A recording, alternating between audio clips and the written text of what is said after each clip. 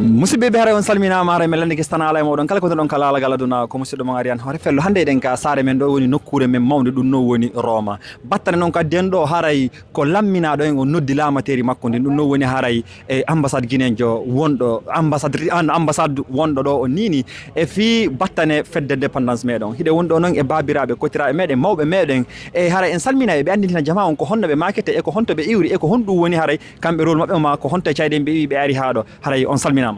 Assalamu alaikum warahmatullahi ta'ala wabarakatuh. Haray ɗo wawi andintinde jama on konno makete e ko honto e cayden iwɗon. Min ko monsieur Barry Mamadou ko Padova mi yiwi lagine ko dabola mi heɓa. Ok a waray musidɓe men ɓe dabola kala ko woni ɗon kala ala aduna haray men salmini on musidɓe men ɓe Padova haray on hiwrama meɗen renti onon kadi golleji moɗon ɗin haray hiɗo weltana ɗon jarna fota wona ha ton haray e hande hiɗen ɗo fi battane woni fête d'indépendance mo o lanɗo meɗen ɗo adiɗo an ardinaɗo yeeso men on nodditen ɗo ko honno yiruɗon ñallal ngal ko honno yiruɗon e noddande nden e honno yiruɗon kadi organisation. Alhamdulillahi rabbil alamin ñallal ngal feƴƴi e jaam jama on fotti ɗo weltodiranama e si woni nde ñalade ɗo hewti fayda ko ñalade nde fof wawata fattude e fi muɗum donc wiyaka e nder leydi yimɓeɓe heɓata gacce kono si woni hewti ka tigui tigui fi leydi ndi fof haray ɗe gacce ɗo wallinte sengo en fof ƴetton lawre wotere nden e wonen sengo woto waɗen ɗum ɗon fiika meɗen e ko tawti ko ñallal ngal ɗo hande woni welwol fotugo jama on notike moƴƴa organisama no haniri siko ɗum Allah muyi ko aroyta kon kadi hiɗe yeeli yo ɓuri ni donc haray jama on koyo noto si tawi woni noddan ɗum waɗi surtout si tawi ko fewti e leydi men ko leydi men ndin kon hara ko en fof ko hawtuɗen kon donc ɗo wona sennodiral hunde waɗali ɗo donc fof ko Guinéen fof ko nokku gotum iwri donc haray ko ɗum fotta ɗo ɗen e welwele gon ko fi fof. Nam bisimilla haray landal hikkungal ɗon ngal si feƴƴi haray battane ñalande meɗen ɗo hande ɗen innama ɗo woni duuɓi 56 ittila Guinée inna hetti hoore muɗum e jaggu rawna guri ɗum woni portoyankoɓe ɓen haray onon hande qu'est-ce qui vous rend fier d'être guinéen? Et pratiquement ɗo mi wowlay ka POULAR parce que mi anda simi tawni porto on toon ɗen si tawi woni wawa gasude kono mi etoto et non parce que pourquoi on est fier c'est parce qu'on est guinéen ka yaruɗa o e nder lalagal aduna ngal ɗo ko kama ɓurɗa hittude ko kama ɓurɗa jeyede ko kama ɓureteɗa andude hiɗa heɓa non feere nokkugo kono waka ma a heɓata ɗum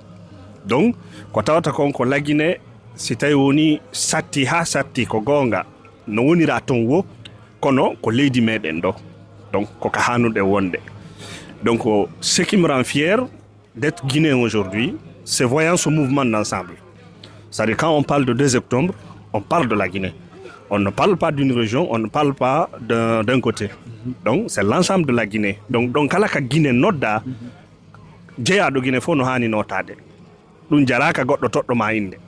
donc haray ko fima an jokka donc ko ɗum waɗi ko ya tawde e muɗum guereɗa fi muɗum surtout si tawi woni ko ñalande manditande e nder tarika leydi ndin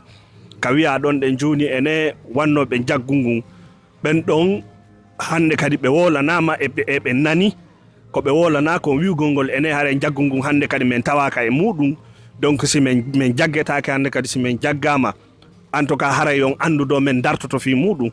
donc haray ko nde ñalande ɗon ko wawetende weltorede parce que c'est qu'on appelle une prise de conscience et une prise de position par rapport au mal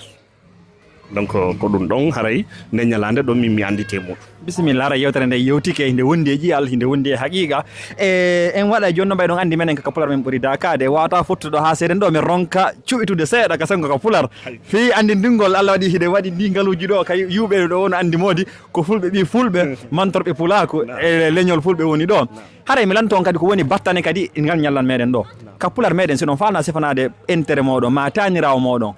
ko honno innirte ka POULAR bonne fête d'indépendance ka POULAR yeru komi andi kon e muɗum haray ko ya wi'umo ko nde ñalande ɗo hettuɗa hoorema hettuɗa ndimu ma ngu hettuɗa hoore maɗa andanɗa hoore maɗa joni a jeeyi hoorema ba adu nde ñalande ɗo hari ko goɗɗo jeyima ko ley konngol goɗɗo wonɗa joni noon nde ñalande ɗo ka hewti ɗon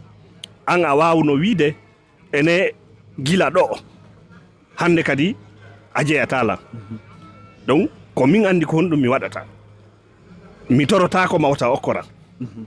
donc kono e nder ndimo angu hande kadi ko min andi fi maggo donc nde ñalande ɗo min siko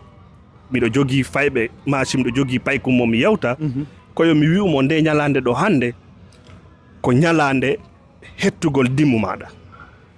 Bisimilla haray tigi tigi ko jaabi ɗon kon ko no woniri ɓay haray ko ñalande fetto noyne ka pular FOMOU kono ɗum ɗon ko luggungal ngal kono noon ko ñalande hettare ko ñalande rinɗankaku ñalande rinɗinede ɓay noon haray ɗen andi ka meɗen ko ɓuuri kon hay enen hiɗen gollira ɗum mawɓe no gollira ɗum itti kamɓe ko ɓeyne no ɓawɗo kon jihaɓe ɓay haray joni innete jihaɓe yewtatake ka pular meɗen haray no ɓe makiri noon ko no woniri haray ɗo mari gonga e muɗum men weltani kon bersa ko joni ɗon men kon e jabande nden konnguɗi haqiqaji haray meɗen yalini on jaam e kise Allah kadi yo wawa yiltitade e jaam meɗen huuro on onon musidɓe moɗon e musidɓe men ɓe Padova haray men salmini on albarka. Weltanama mi hiwrike kala ndareɓe on e minen kadi min wattude e maɓɓe men ndara on jarama golle ɗe wonɗe wadde ɗen ko golle hannuɗe e ko golle nafuɗe jama on yo Allah ɓeydira en naɓude yesso yo Allah okkudu en duuɓi e kellal e muɗum kadi on jarama. Pular ngal haray ko fina fama famine ɓayno mi wirta noon remen tun Allah sankay ɓay ko yesso weeli en e saayi si Allah jaɓi. Guinée Conakry, nana.